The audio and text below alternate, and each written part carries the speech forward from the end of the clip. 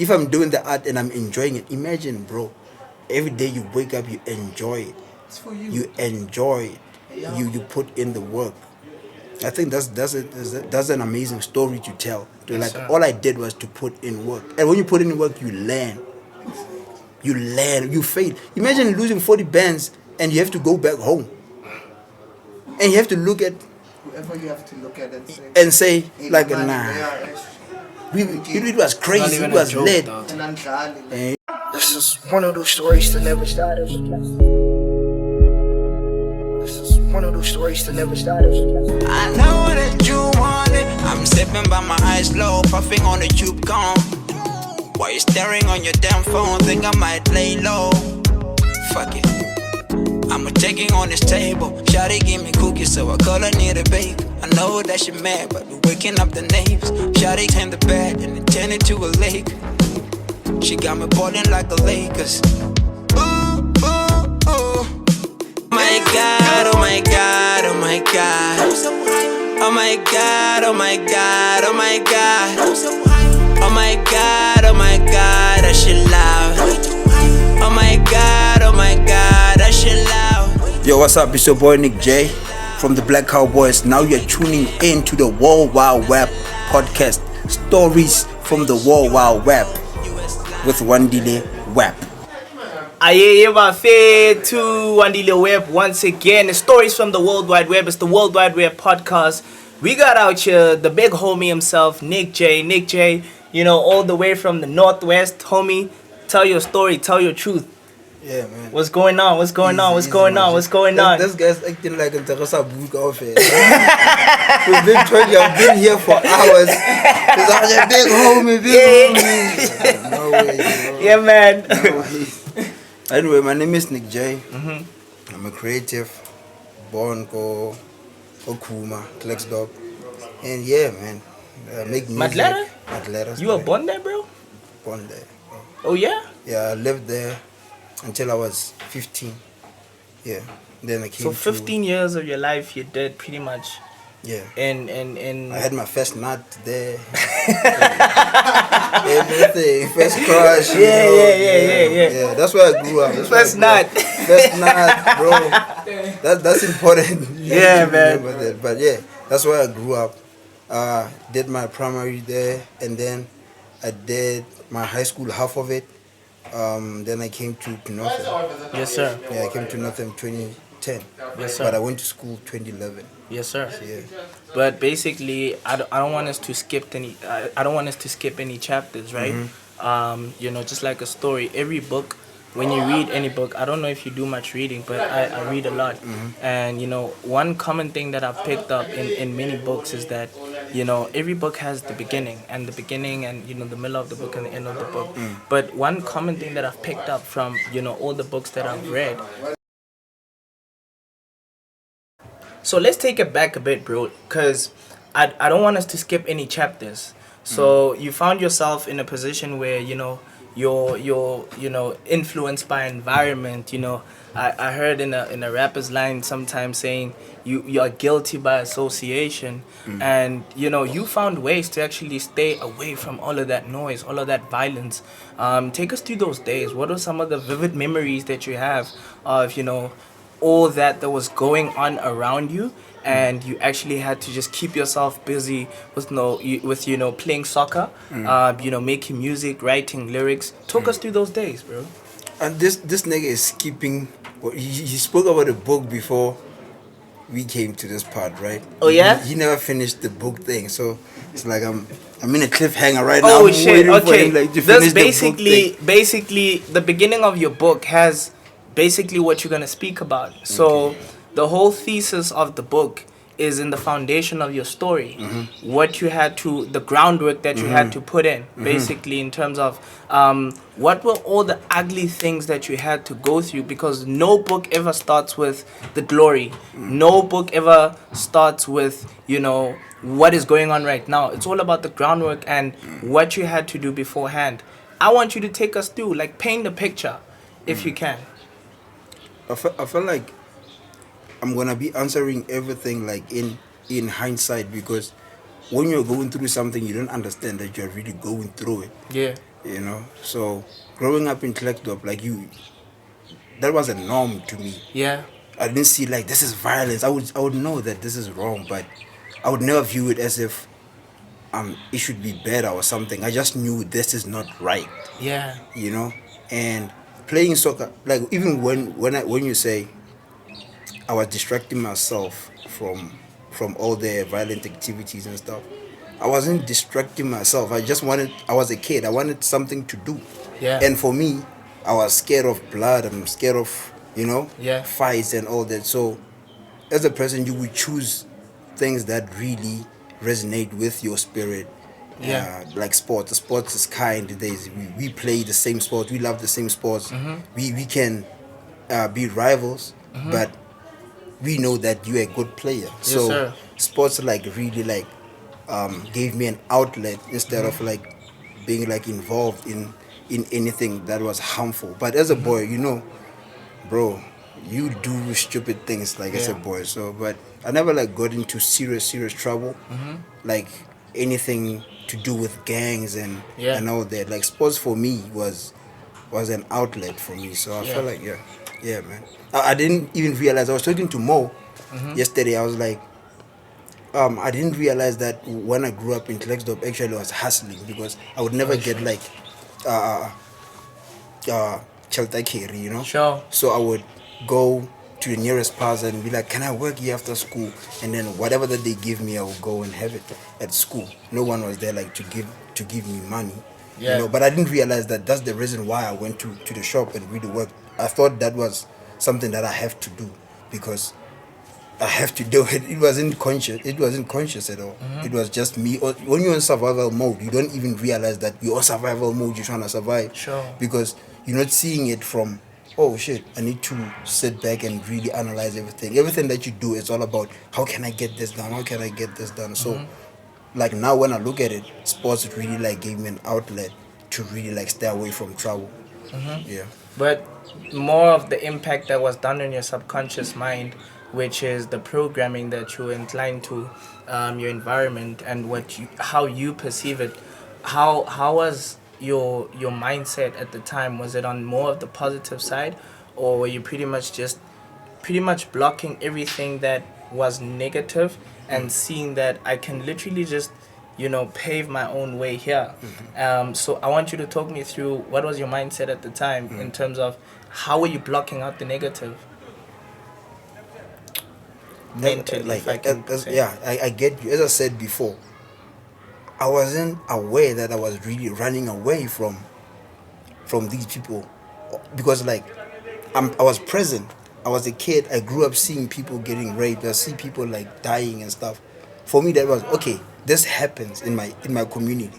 You get what I'm trying to say? Yeah. I grew up in that. Yeah. I grew up in that. I remember like I think I was 7, bro, and I had a friend who was older than me. I think he was 13 or something. Yeah. So we were just playing. I don't know how we became friends. That's weird. Yeah. So we were friends, and he was older than me, and then he. Baby, Sure. getting a tattoo, Yeah, but it's yeah, not yeah, really a tattoo. Yeah. You're just hitting yourself, and he wrote VL on my arm, right? He wrote VL on my arm. I went home, and then my mom is like, "You need to take a bath," and he's like, "What is that?" I'm like, "No, it's just a scar, it's just a scar." And then it heals. When it heals, your skin starts to show. Actually, this is a drawing. This is not. And then I got my ass whipped. I'm coming to that. I'm like, oh shit! Like now, and that was the lifestyle. We were playing, but we were really doing ourselves, like harming ourselves. We didn't see anything wrong with it. We thought that was cool. Like it was cool. Like the VL, like the crazy dog. If you're from Klerksdorp, like those were the gangs. Like back in the days, like my VL, So it was the Vatos logo. So you see that we didn't even realize that we are actually like doing a wrong thing. We thought that we were playing because that's what we see. Yeah. Yeah. So I was not aware that I was my mindset was on some I don't want to be here. All I knew that I don't wanna die young. Yeah. This is wrong. I can't walk at night. So for me it was okay. When I play soccer, people who played soccer, they were decent. Yeah. They were decent, and not saying the people who were stabbing each other they're not decent. That's the township. That's how like it's. There's these cultures that are really like like growing, which is wrong. And me and Mo were talking about that, about the tavern, like tavern is a culture. You know, taverns are like cultures that were put there like to distract like black people.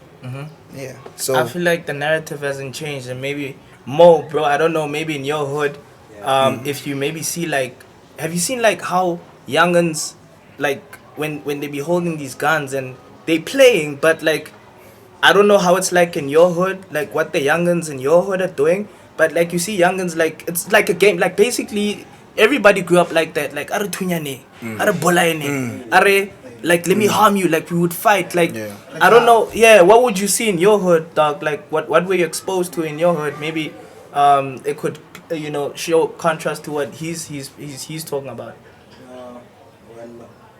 Where I'm from, it wasn't as violent as where Jay's from. Oh yeah? I always communicate with Jay and he always tells me he's from a certain place and it's been like this.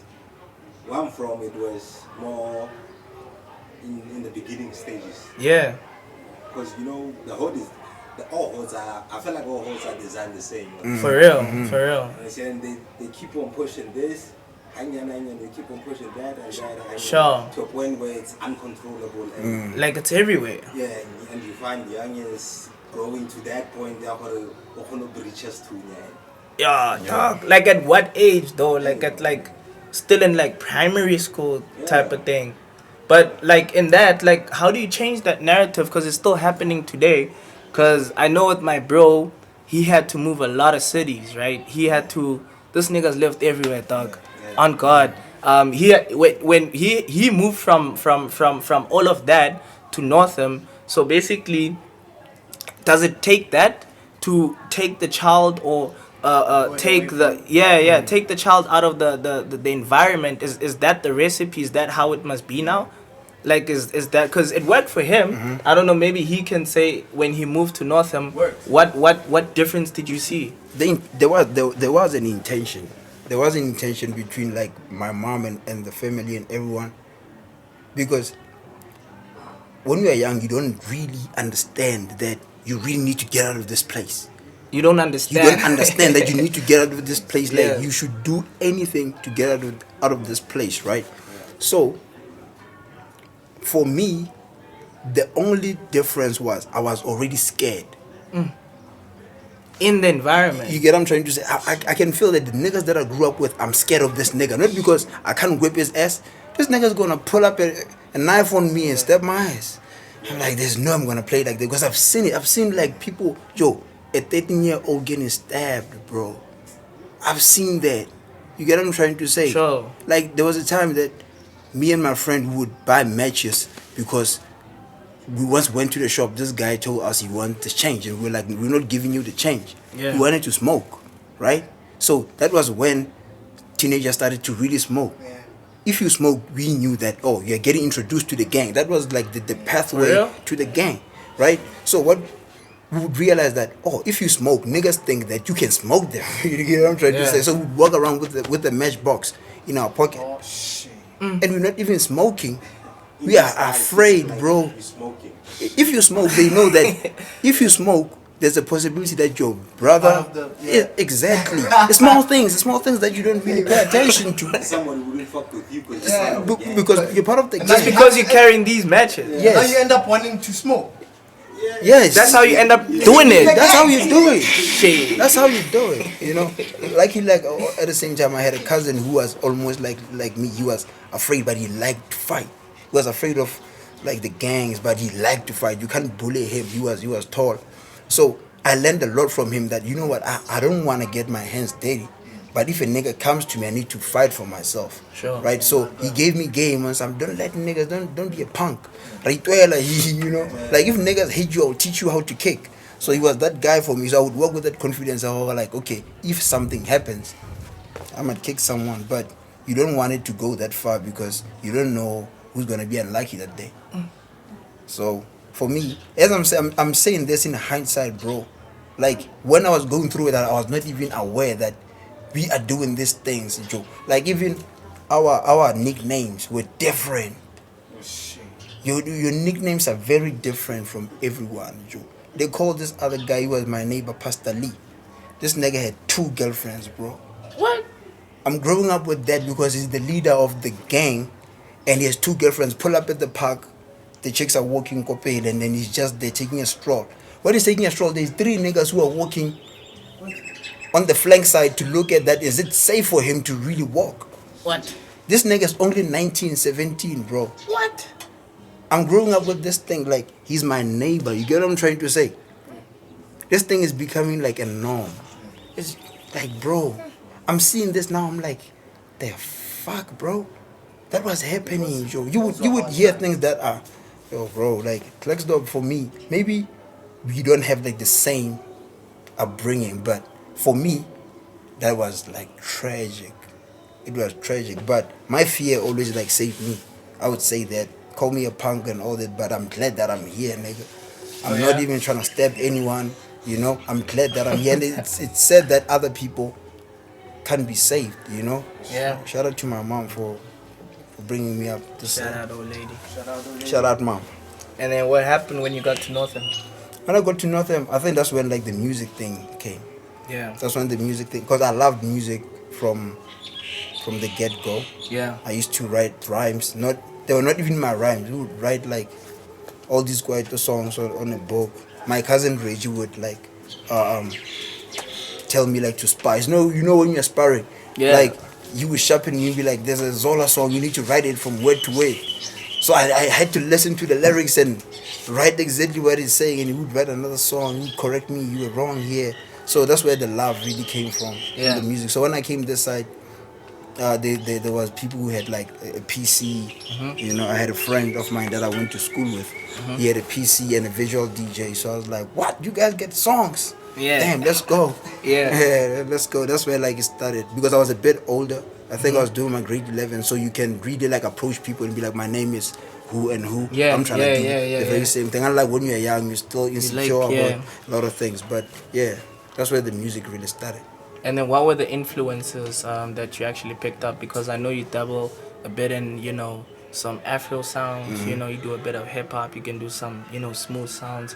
What influences did you have at the time? I think like, I wouldn't say like I grew up around music, but as a kid, Joe, like on my Tlera, this go with Joe. Sure. Like quiet, exactly, like, you know. But it goes back to my dad had like this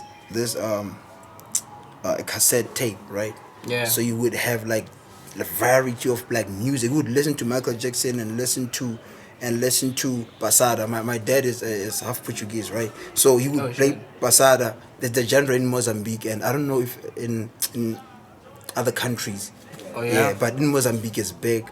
And Kwaito, my dad would listen like to that type of music. And I didn't realize until now, I was that kid who would play them, you know, you rewind them using a spoon or something. So he would play and tell me you need to arrange them like how they are. When I come back tomorrow, when I play, I want track 1 to track. So I would sit there and listen to music and be like, that's not track 1, and go back and do that. So that's where like I really got the love. But the person who really like got me like to make music was Kanye. When I had 808s and Heartbreaks, I was like, how did they do that? And I think I was in Klerksdorp when I heard that.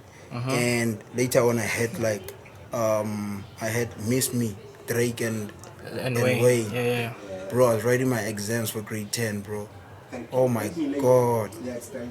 Oh my god, yo. I still like I'm getting goosebumps like right now. That song, bro, like it reminds me like I felt like I just went back to Klerksdorp.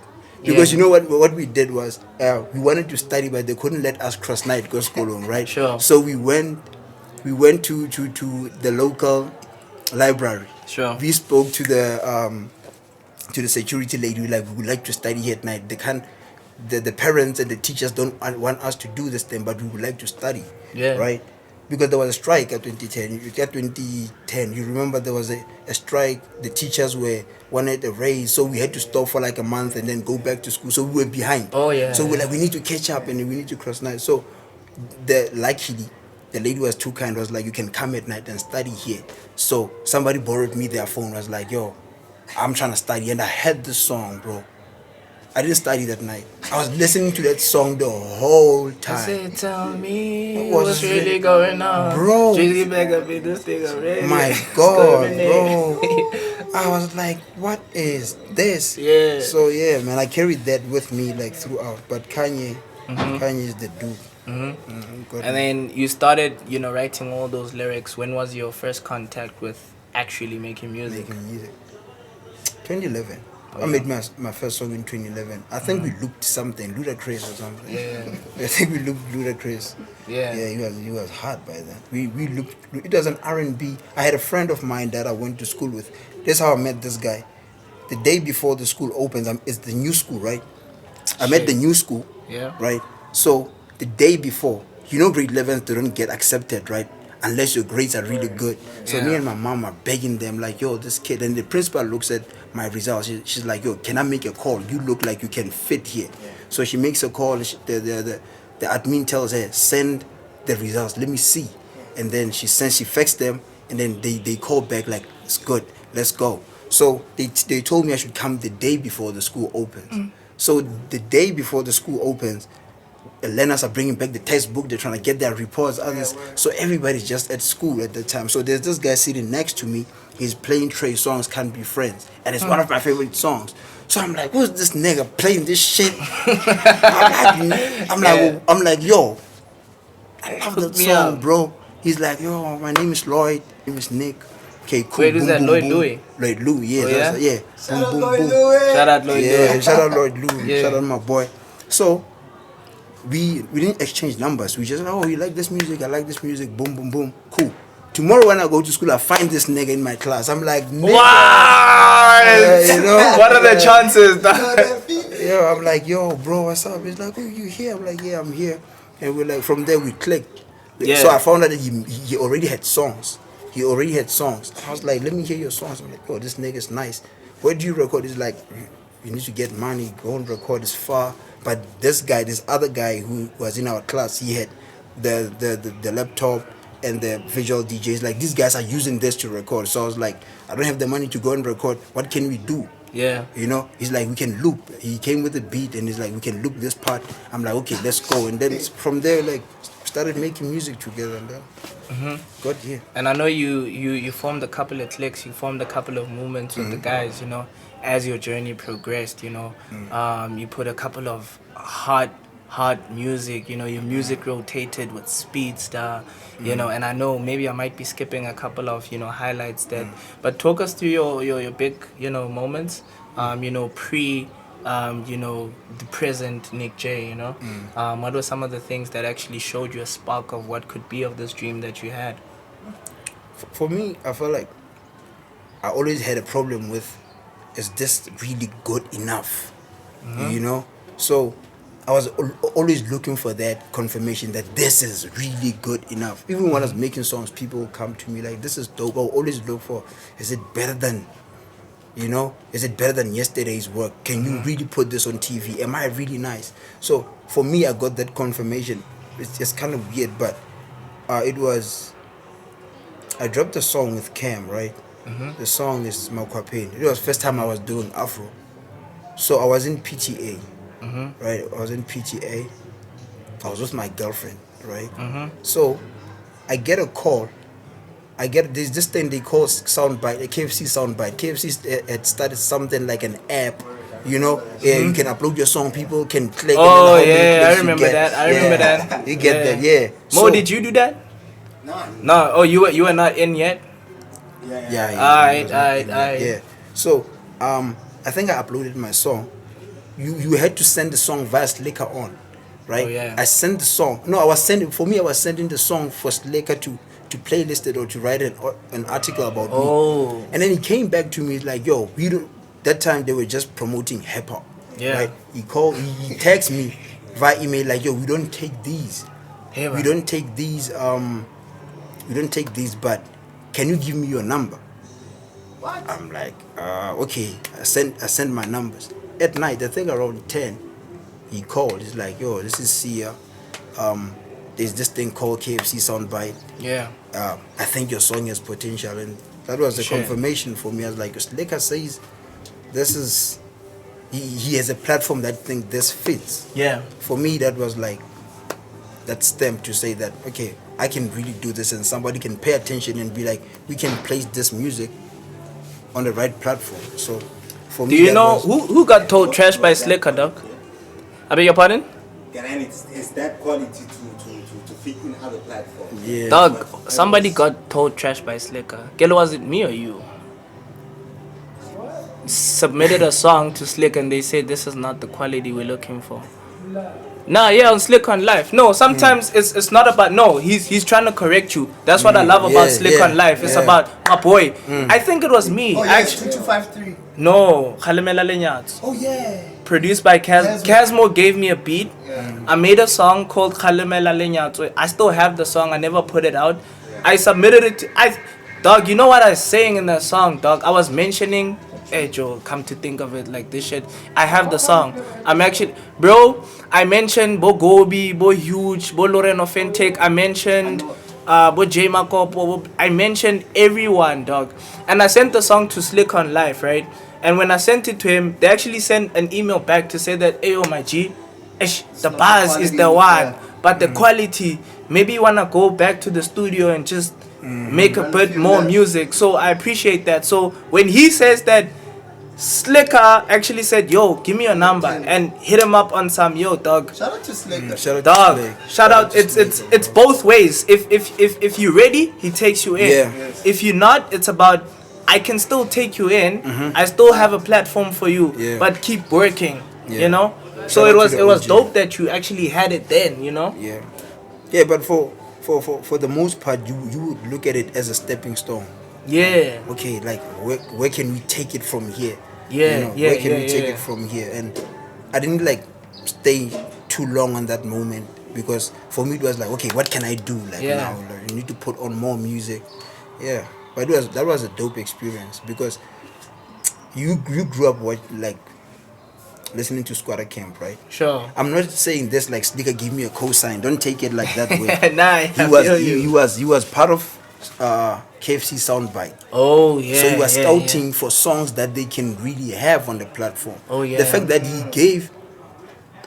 gave my song time to say, oh, I might not like this, but you know, there is something that can really work. And I think I was number 3 like for like Oh, shit. 6 weeks or something like yeah? that. So it was, for me it was dope because that's when like I really got That confidence. I got that. I think after that that's when we got the LA playlist thing. Yeah. Like in terms of like your show was playing in LA. Yeah, there's a radio Like, called K-Mix in Radio. USA? Yes. Oh yeah? How long did your shit go on rotation? Shout out. It's you know, it's those online radio, they have a playlist. So they play live music, but you can go there and play the music that they have Oh, yeah? on the show. So it's there even like right now. So there's like people out there that are actually listening to you. The crazy part about the setup of the game, you know how they found my song? Somebody had to go and look out for songs for the company. I'm like, we don't have that in South Africa where people are scouting for talent. You get what I'm trying to say? And I go there and I look at the playlist. I'm playlisted with Jaden Smith. I'm playlisted with Wizkid, Clyde. I'm like, this is crazy to see my name in this order, and I'm on the same playlist with them. You know, and I'm like, imagine how many people can find that breakthrough by companies sending people who have like good taste. And to add on that, Yeah. during the Frenzy era, there was actually a guy from the Department of Arts and Culture who came by Regis to have a good night, and he stopped by and he actually said that, guys, we are looking for songs to advertise, or to add background songs, to have online ads and stuff like that. Like, there's that infrastructure, but we do not know about it. Exactly. Because Imagine. I feel like information to us like travel faster, but the right information is slow. You know, the right information is slow because we don't understand like music is a big business, bro. Imagine music is owned by lawyers, bro. Record label is lawyers. So you know that property has money if lawyers are involved. Yeah. Think about it. Your song can have a lawyer contract. Somebody says for the rest of your life I'm gonna get a percentage of this. and we are taking it lightly. You can see in the States how they put money in the industry. They put so much money because imagine having Prince, Michael Jackson, Bobby Brown, Chris Brown, Drake in the same country. Yo, think about They're it. putting so much money in it that there's companies that are small, are not even bigger than Sony, but they are really putting in money. They're putting in money in their projects. It shows that there's so much money made in the art of music. So how we view it in South Africa, we're still growing. We need to understand that maybe like we are 5 years behind. Maybe we are 5 years behind, but those good songs will always like surpass the preem. You get what I'm trying to say? They will always like hook over. So, but we are getting there. I think like it will happen like naturally. We'll get there. No? Yeah. Do you feel like there's an abundance of artists that are coming out now, in terms of, you know, like everybody's dropping music, bro. Like even on the come up, there's so many people that are bubbling under. Do you feel like there's room for everyone? Do you feel like we still lacking because we talking about like people are not actually in the need for the music, you know? But you look at it and you say that an artist is you know, able to put in 6 months of their work and for that project or that body of work to be consumed within a day and it's done with, you know? Do you feel like we're doing enough? And, you know, as for the guys who are already in the game, and do you feel like there's room for everyone? That question for me, I don't want to answer it as if like I know everything, right? I just know, who am I to even say there should be how many people who are doing music? Like I didn't invent music. You get what I'm trying to say? Sure. Like I'm just a small particle, bro. Sure. A small particle that is trying to create something. So Sure. whoever like feels like they can stand here and make music, then you need to just let people be, bro. We need to let people be. The thing is, people, when they make music, the problem is making music thinking that it's all about money, Yeah. right? And then when you don't get the money, you get discouraged. Yeah. You can make the dopest music, that's the only thing that really matters. Are you a good musician? But Sure. these dope musicians are not making money and it hurts them. Because like they're not getting the numbers that they want. But if you really ask, you said you want to be a musician, you did a song, you're supposed to be happy that you are able. You get what I'm trying to say? Like you right now, if they say to you, okay bro, you know what? You're gonna take this song, right? You're gonna take this song and we're gonna give you 1 million and forever you're gonna be mute. You're not gonna make a song again. Tell me What what would you do that, bro? Ungayenza loo nto mntakwethu. I get you say you want money. Let's make it $1 billion. Banks, would you take $1 billion? You take $1 billion, you never speak again. You never make a song. You never make a song. They take your voice, you will never make a song again. Take one check. Would One you do check. it? Would you take it? Exactly, that's what I'm talking about. It's not about the money. It's about creating. It's having the leverage of speaking, bro. These people who can speak. These people who can speak. I'm not saying they are less human, but I'm just saying if like you have something, as we were saying, an abundance of life. Who am I to judge in how many people should make music and stuff? I'm still trying to grow myself. Yes, I'm sir. still trying. Every day I'm just trying to get to the level that I never imagined that I would get to. Yes, so sir. I can't tell you that you can't do that, or like, bro, I should tell you do whatever that you feel like Yes, you sir. want to do. So as far as the saturation of the music, just like any other industry, if there's an outlet for money, there's a lot of people who are gonna get there, and it's easy to do it because you can get the mic, you can get. Bro, we recorded a visual DJ. Sure. Are you gonna stop me? Nigga, I don't have the studio. Are you gonna stop me? I'm gonna record this thing. And we used to perform those songs at school. That's how we really got the vibe from. We're performing at school, and at school they would like love the fact that there are people who are doing this. So you can't tell me that because I'm doing it this way, it doesn't matter. It does matter. Talk me through you speak about performances. Talk me through some of you performed the Back to the City? Yes. Or was it tell me about that experience actually. Yeah, I was. Before I say too much. Yeah, we had a leverage to be there because I entered for what is the competition The called? 10, The 10K. Yeah. Yeah. So I entered. The first one I didn't enter, and someone was mad at me for not entering. It's like, you need to enter. I think the year that Gobi won, somebody told me. I remember that. Yeah. Shout out Gobi Gobi Beast. Beast. Yes. Shout out to Gobi. Somebody told me you need to enter next time. I was like, I was skeptical about it, and then I didn't enter. And then the following year, I had beats, so I was like, let me just try to send one of these beats. And then I sent one beat, and then I was on the top 20. And when you're in the top 20, you need votes, right? So I walked around the hood, the malls, trying to get people to vote for me. I had friends helping me out. You know, I had my friends helping me out to go to the complex, asking people can they vote. And they voted. I was got to the top 8. We went there. We're showcasing our beats and stuff. Tweezy was the judge. Oh shit. Phantom Water and Sia Shazy. Yeah. So we got there. Yeah. It was dope. It was a dope experience. I was with Cam Lou. Lou is my former manager. He's my brother also. Not my brother Kamadi, but he's my brother. Like, Shout out, Lou. Shout out for everything you did, bro. And Cam is our videographer. He's also like part of the team. He raps. He does trap. In fact, Cam does trap. Does good music. So we were there, and it was nice, bro. It was a dope experience, like to see hip hop. When Ricky got there, bro. When Ricky everyone was performing, right? They had AKA as a surprise act. We didn't know.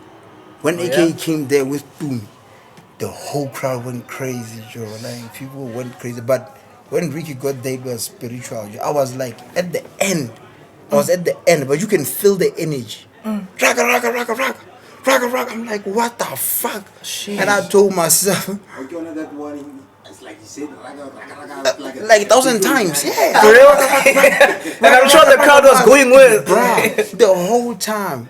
And what was dope, that's when like he introduced Big Hash. He pulled like Big Hash on the stage. I remember. What year was that? 2017 or something? 17. It was 17, right? It was 18. Shit, that was deep. Dog. Yeah, round about that. Yeah, when imagine, dog. That was crazy. That was bro. special, right? That was crazy. We were out there. Who's this kid? Oh, he's nice. That was dope, man. Ricky was a real one. And I know in terms of like, putting on and people that you're working with and people that you've worked with before, what were some of the biggest, collaborations that you did? Some of it ended up on radio. Can you talk us about, collabs that you did back then? Who you're working with now, who you finna work with too. Yeah. I will say this, and I'm not saying this like in a cocky way. Everything that I do, I look at it as a stepping stone, right? So when you say big, for me big is really owning an infrastructure like for you and your team. That's for me having to be part of like Rustenburg. So I feel like there's more that we can really do, The reason why I'm saying this is because we're not doing really what we're supposed to be doing, People don't really have the infrastructure, bro, People are getting there. I don't want to like go to politics, Yeah. But I feel like we need to understand that we need to build an infrastructure for this thing like to be an industry. Bro, you can't have rappers only who are running this shit. Yeah. You can have rappers, but if people are not multitasking and stuff, but the people that I worked with Strings. Shout out to Strings Baller. Shout out to Strings. Yeah, shout out to Strings. Y'all did a nice video for that. Did y'all make a video? Yeah, we shot a video. I was not there at the video. Yeah, we did like 2 songs. I think it ended up on TV. On TV, yeah. Oh shit. Yeah. Matawa, yeah. Shout out to that. Shout out to Strings. And we've worked with like yo, bro, we've worked like with a lot of people. I think I can't think of them like on top of my head. With K-Zaka. Yeah. The funny thing about the K-Zaka thing, Zaga's from the hood, right? Exactly. So he came to check me out. It was after the Rap Life thing. And then he came to me. He's like, yo, I'm here. I'm here for like a while. I'm like, okay, cool. So he came for the second time. Zaga's like a unicorn. He only checks people casually. He doesn't. So I'm like, this nigga is back here like for the second time. Okay. cool. So you would sense somebody's energy that they're really down to see what's happening, right? So the fourth day, I'm the one who came to his crib and I was having like my laptop. I was like, let's work on new music. And he was like, for real? Like, yeah, let's do something. And he was doing the Limpopo sound then. And then we did some records. And then the following day he calls me with hype and he's like, I have an idea, we're dropping a trap project, a rap project. I'm like, relax, what happened to that one? He's like, I have a plan, bro. Let's do 1, 2, 3, right? I think 2 days after we spoke about making a project, and then lockdown hit. And then lockdown hit, bro. We were like, fuck, what can we do? That never stopped us. We would like dodge cops. I would wake up at 5, he would pick me up by the corner by my place. He would drive me and I would go to his crib and I would leave at 12 midnight. See you. Because that's when the cops like him, you know. So that's when we made the project. It was, for me, it was dope to work with Zaka because he has like a dope belief system. I was about to say perspective. Yeah, that too. You can put it. It's perspective. Shout out K-Zaka one time. You know, the most talented nigga I've ever seen, bro. Yeah, yes, very multi-talented. So that's how like we made Locked in the Kwenzek. So what happened was, I had beats already. I had beats that I made already. I was like, okay, this is what I have. And it was like, we're gonna get head cut the lights. You know head cut the lights, right? We're gonna get everybody know her. Don't know her. For real? Yeah. Shit. So it's like I'm gonna get Marco to do this. I'm gonna get Flame to do this. I'm gonna get Pablo to do this. Picasso to do this, and we're gonna have Vini to open up. Uncle Vini as the intro. We're gonna have beats from Kesmo, and Gobi has like a beat also there. I'm like, oh shit, this might be a big project. So in my mind, I'm not even trying to. I'm not even thinking about it like that way. I'm like, I'm in the zone, I'm present. Yeah. So we make songs. We make the first song, he make Gwenzek, and then we drop it, and it gets like nice reception. He's like, okay, now we can keep going. So we got a Marco hook on my beat. I was like, for me, that was dope. And then Picasso also. Melo from the Wrecking Crew was like, yo, I want this. Shout out Melo. Is it Melo the Don? Melo? Yes. So he did the verse on one of the beats, and then we had Vini sending a verse note there. What? Like, yeah, and then that's the intro of the thing, you know. And what a beautiful idea, bruh. Zaka is crazy with it. Zaka is really crazy with it. We remember we had a session with Zaka, and then we had those 2 songs that really never came out. Those were spiritual songs, though. They're still in my laptop. Dope, bro. Dope. Where Zaga's place. Yeah. So that's how we did like Locked in the Kwenzek, me and Zaga. It was, we were just locked in there, like recording every day. Zaga has like, he's like us. I call people like that cowboys. We call them cowboys. People who work harder, right? Elaborate for the audience and for myself. Kindly elaborate. What is a cowboy? A cowboy. We are black cowboys, right? Cowboy is somebody who, you can't stop a cowboy. For real. You can't stop a cowboy. You can't stop a black man on a horse. When he's on, he's on. Django. You can't stop that nigga. So when he's going, he's going. Yeah. So I felt like he has like that. He can't stop when he's on. So it was dope working with him. I'm still working also. Oh yeah? Yeah, I'm still working. And post COVID, I mean, you guys, you pretty much never felt, you know. But the only part was that we were not outside. We was outside. We were shooting videos, got locked down, bro. We shot 2 videos or 3 videos, got locked down, and some more. We were outside, bro. We was really outside. We were shooting videos. We were dishing out content, got locked down. We recorded the whole project, got locked down. Bro. We would go live at Cam's house, and you can't move from Limpopo to Northwest, but somehow we made it. We made it. Shit. Yeah. As I'm saying, as a cowboy, bro, when you're a cowboy, like you're unstoppable.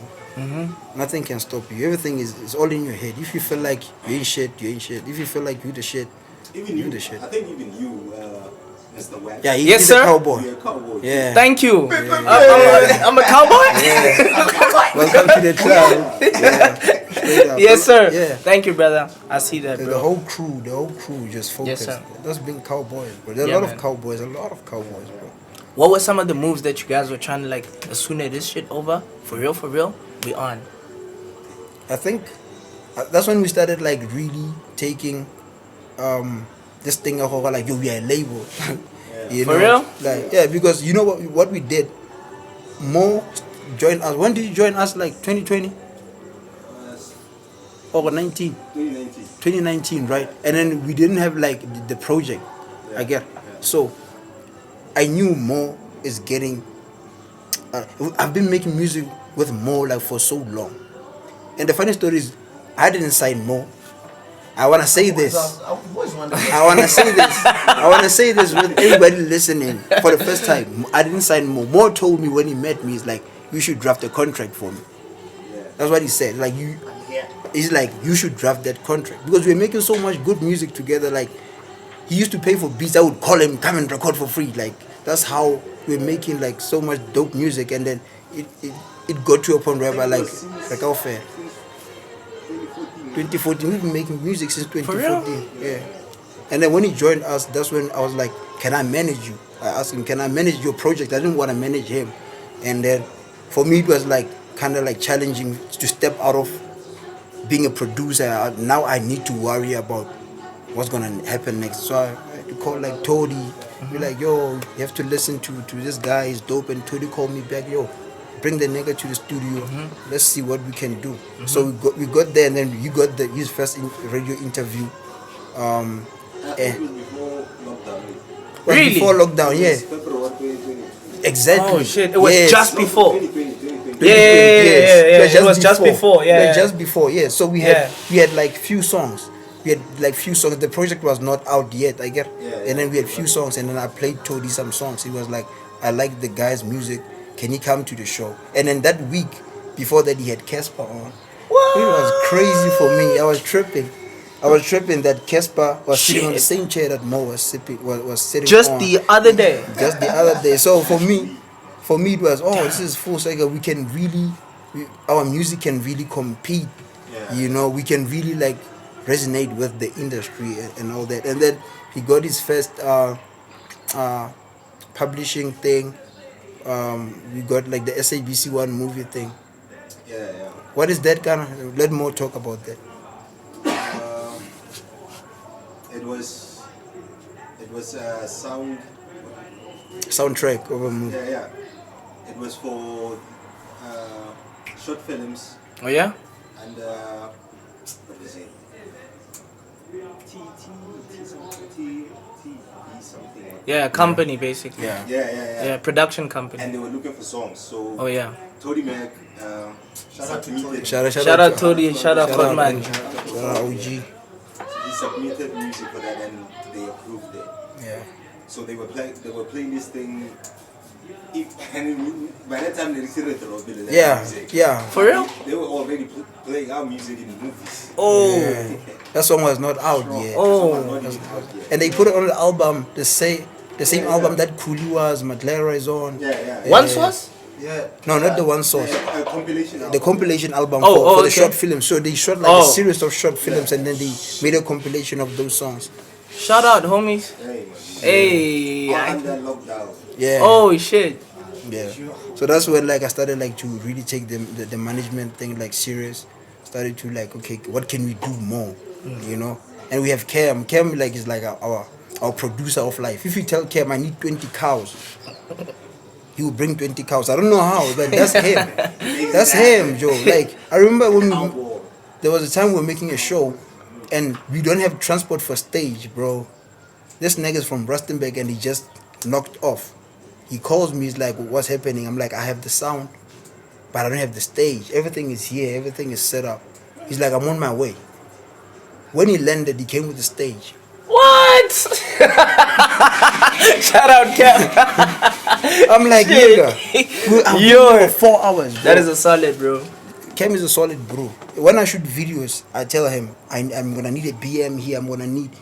He will laugh at you. Where am I gonna get those things? And then tomorrow he calls you. Wait till you get it there, man. He doesn't mind giving us this shit. I'm like, how does this nigga do it, bro? Yeah, man. So Cam is like, he's the producer of life. Like when we were shooting most videos, he was the one who was getting the designers to come and dress more. Cam is crazy with it. Cam is very, very talented and a good person also. An all-rounder. Yeah, he's a cowboy. And when did you guys actually, I'm sure Cam played a role in when you guys started, hosting the events, bringing all these cats together, big names, go Northam, and actually hosting the whole thing there. Maybe you can talk us through, and maybe show. the most recent shows that you've done, the Nic Jay show. Yes, sir. So with the Nic Jay show, I always felt like there's something that I can do.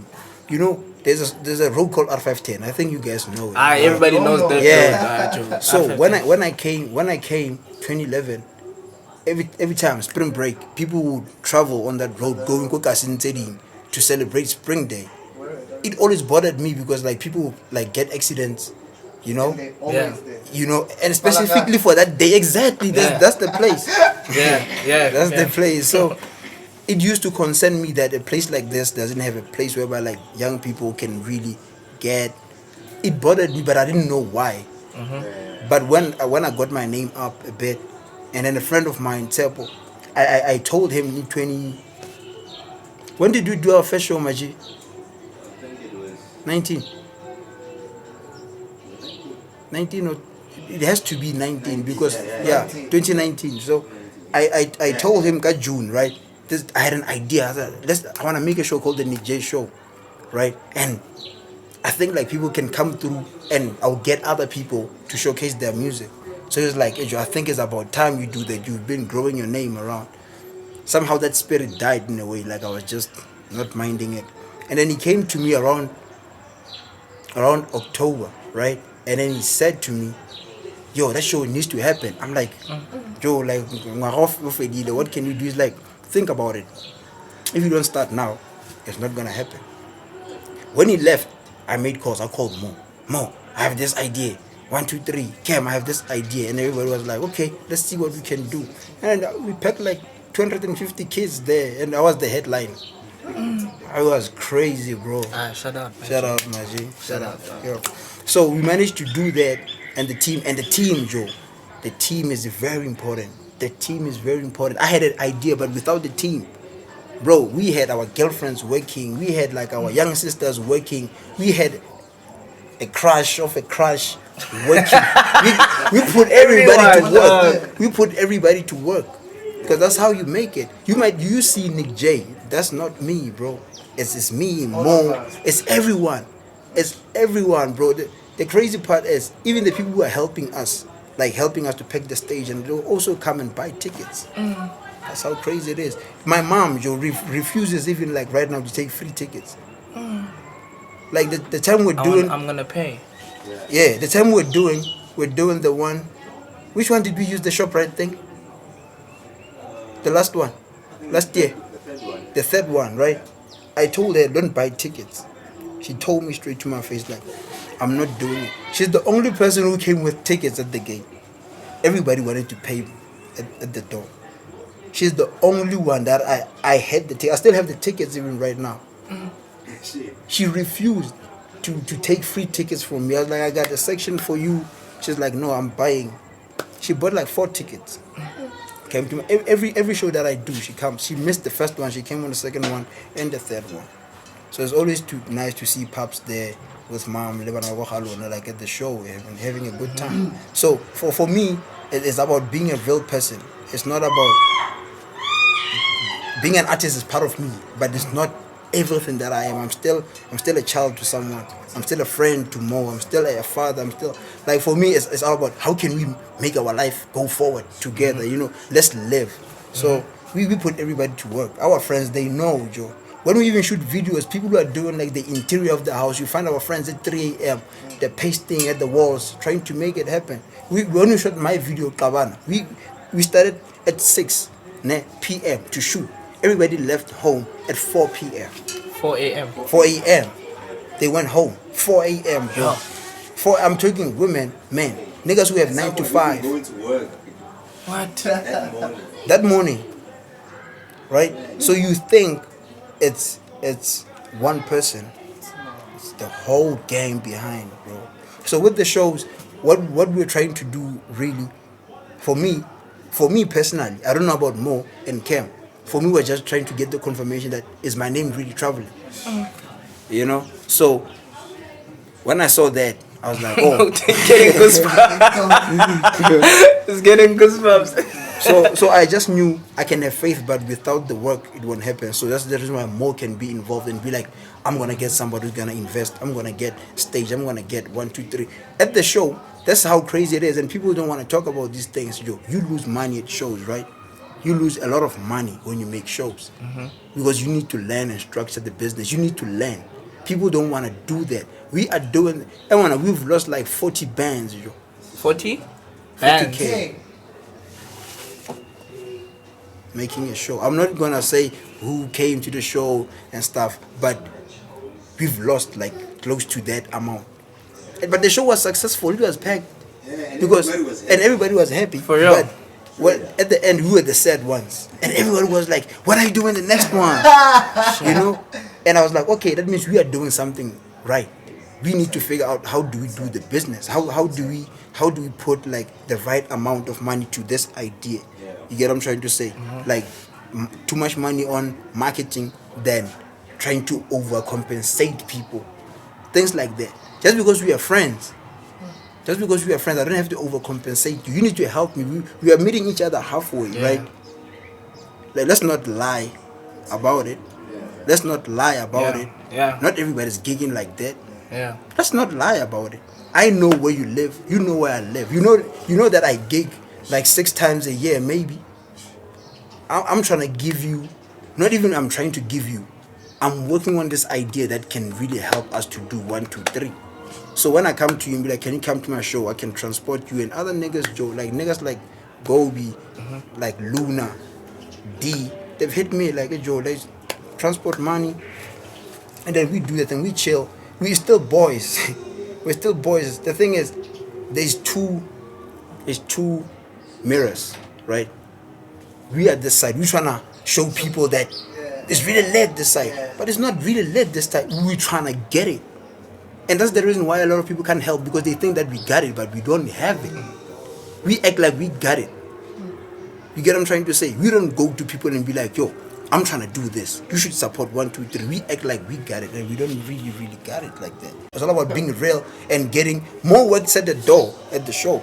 He would be working at the door with kind of babies and I think fanny pack. yeah, he would be there taking money because he has to do that. You'll find me backstage fixing mics. I pack my own stage. I pack my own sound. Mo does the very same thing.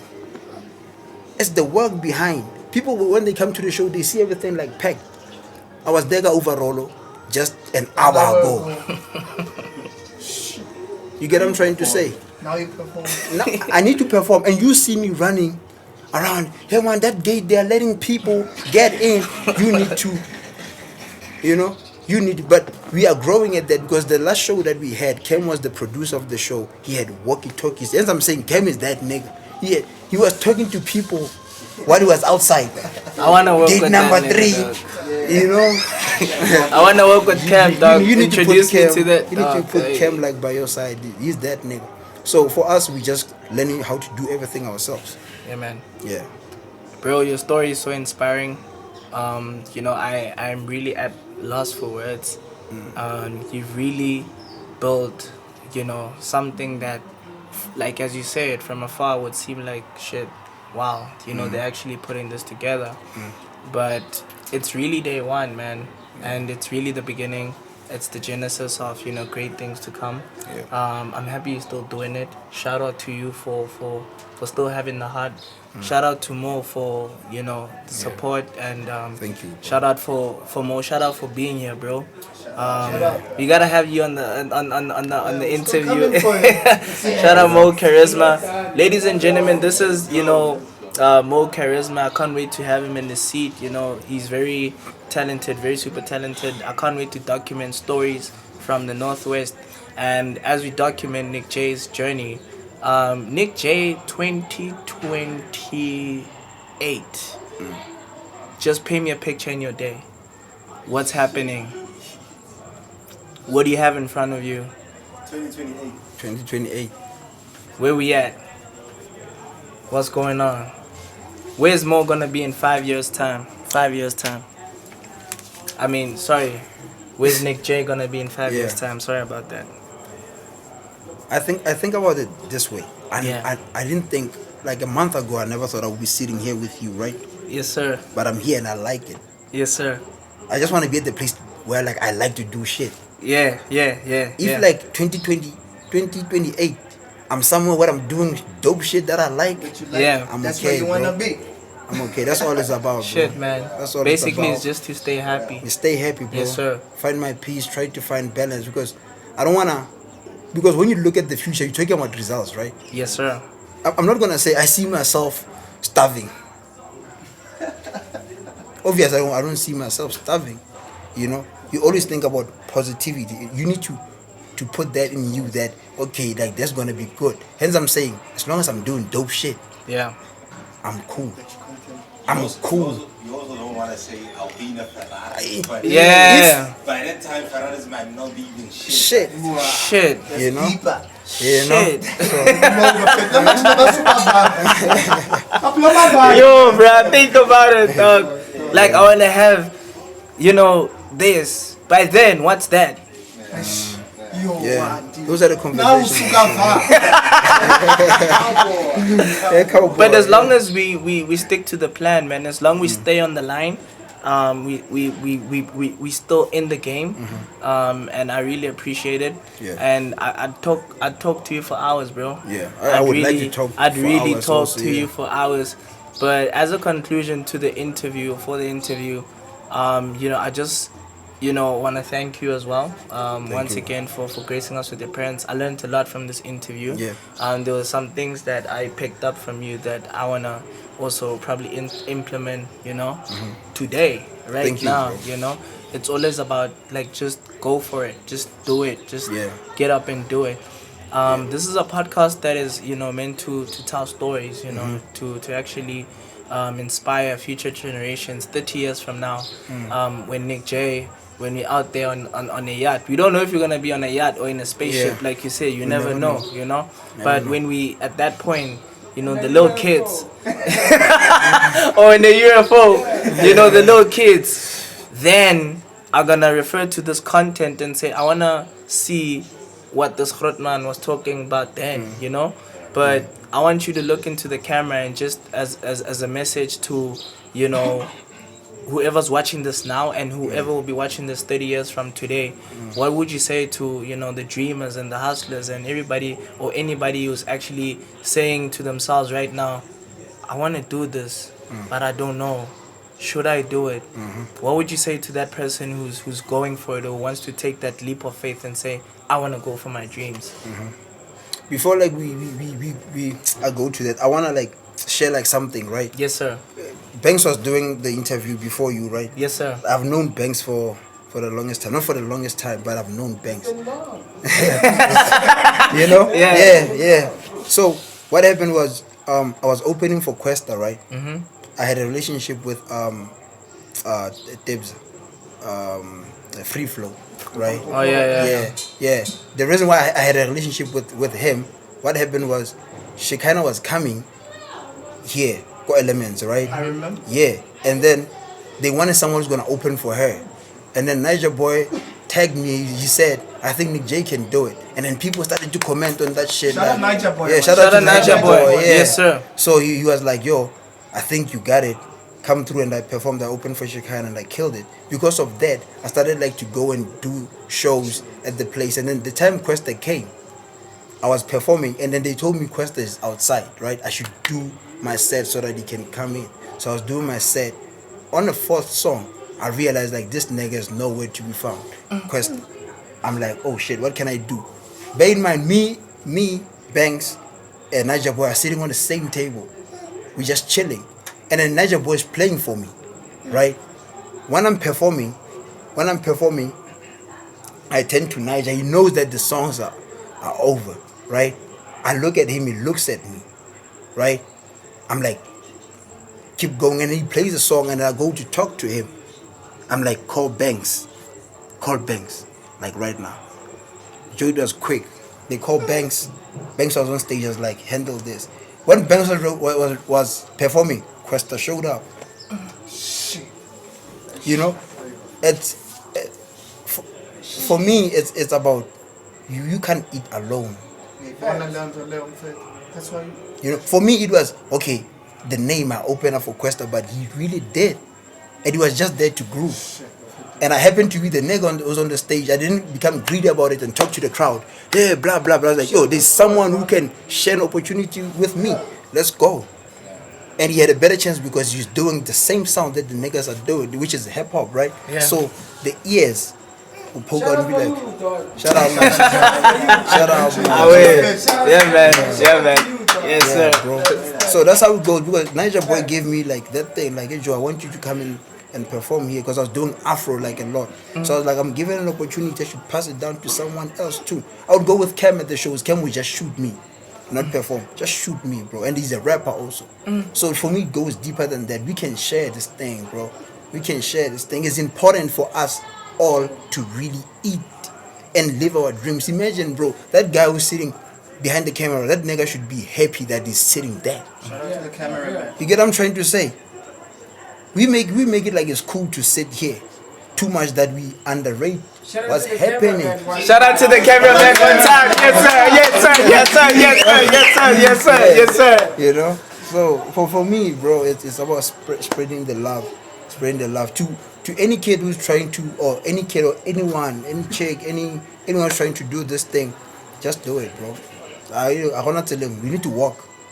You need to walk. And you know when a kid starts to walk, a kid when he starts to walk, they're gonna fall. That's the thing about us old people. We don't like to suck, bro. If you know you're gonna suck at something, you're not gonna do it. And that's where the growth stays here. If you put yourself in uncomfortable situations whereby you know that you're a lazy person, you start to say, let me just wake up 15 minutes before. You already beat yourself. You're already ahead 15 minutes. Yeah. That's a win. That's a win for you. That's a win for you. We don't look at those things. I was telling more about happiness. I'm like, happiness is like an emotion. Something has to happen for you to be happy. You can't sit down and want to be happy. Just like pain. I need to hit you first for you to feel pain. There has to be action. So even with happiness, you need to do things that make you happy.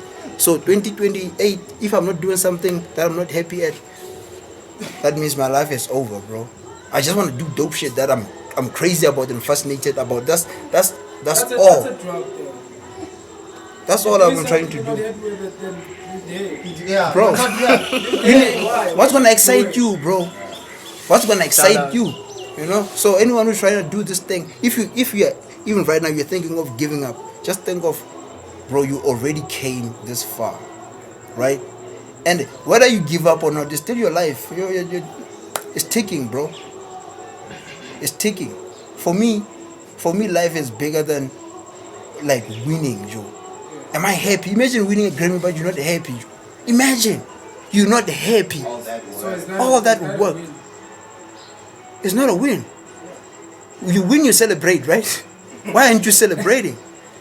Why aren't you celebrating? Like, think about it, Joe. Like, there has to be an action that comes from you for you to attain something. Don't expect anything to come to you by a miracle or anything. How did we get here? Did we sit down and fly? We had to request a ball to come here and put in action. So imagine if you want to move. If you want to move, there has to be that effort that you take to move to. Sometimes it sucks because you don't know, like, are you walking the right direction? But the fact that you're walking, you are learning something, you fall, pick yourself up. Look at a kid, Joe. A kid would fall like, bro, you know how knees hurt? Yo, like, bro, and then they stand up and keep going until they learn how to. And it doesn't mean it's pleasant, but they learn because they have to walk. So you need to walk. You must fall, my G. You must fall. You must fall many times until it becomes, okay, wait. Okay, cool. Cool. Because if you stop, you're not gonna move still. Think about it like that way, bro. If you stop, you're not gonna move. You're not gonna move. Like, Joe, people were traveling the world to get spice. Spice was the spice. People used from Europe and, for spice. They had to move because they wanted something. Imagine because first they thought like when you travel with boats, there's where the world ends, right? Where like, you can fall off. But they were traveling still. Even with the rumors.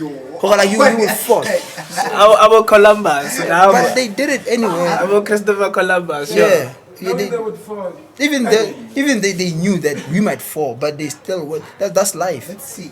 That's life, bro. You know how like chances are you might sleep at the taxi rank. Let's go. Nobody has like great story from the get go. You know, and it's not about pain. I don't want like people to think that I'm glorifying pain. I'm just saying that there has to be an effort. You know, because hip hop is this thing of glorifying pain so much. If like you are rich, you can't rap. They tell you should keep quiet. It's art, bro. Even when you're too happy, you get what I'm trying to say. It's art. It's art, bro. People, they've glorified head so much that if you're not talking about head in hip hop, don't talk to us about those things. Clubbing, as if clubbing is not part of the life. You know, people make these songs on the bedrooms. They want to go and perform them at a club, but they're telling you, why are you clubbing too much? You know, so it's all about doing the art more than anything for me. If I'm doing the art and I'm enjoying it, imagine, bro, every day you wake up, you enjoy it. It's for you. You enjoy it. You put in the work. I think that's an amazing story to tell. All I did was to put in work, and when you put in work, you learn. You fail. Imagine losing 40 bands and you have to go back home, and you have to look at whoever you have to look at and say "Hey, like, man, nah, yeah, it was crazy, it was lit, you know. But for me, that was never like an L. An L is to give up. For right now, I can't walk Northam without people saying, when is the next show? I'm like, oh, that means we did something. We did the work. We lost money, but we did the work. You know, so we need to structure like our business and learn, bro. I want everybody like to learn from everyone. You know, we are learning from everyone. We learn from Lorraine Authentic growing up. Like we're looking at, oh, they're dropping so much music. We need to drop music you know. Oh, Gobi's working with those people. We need to also like try to go there. You know, it has always been about who's doing it right. If you can look at it, I'm here because you think I'm doing it right. Yeah. You know, so that's how it is. Yeah. So yeah, man, it's all about let's grow together, bro. Where do we get you on the socials, right quick? Before we wrap it up. IG is Nic Jay Inc. Yeah. Facebook Nic Jay. TikTok Nic Jay Music. Oh yeah. Ladies and gentlemen, there's been another episode of Stories from the World Wide Web. It's the World Wide Web Podcast. We got Nic Jay on set. We got Mo Charisma on set. We got Lebs on set. We got Banks. We got Reggie. We got... Please tell me, dog. I forgot that. Come on. We got Madu Money on the set. We got 60 seconds on. Thank you so much, guys, for pulling up. Thank you so much, bro, for... Yeah, man. Guys, before the end of the year, 5,000 subscribers. I hope everyone on set is subscribed here. Everybody, go... hit that subscribe button. You watched the interview until this far. Let's push this content. Let's tell these stories. Let's educate the youth. As Pagamiseni Bafetu, thank you for tuning in. Yeah, man. This ain't one of those. This ain't one of those stories.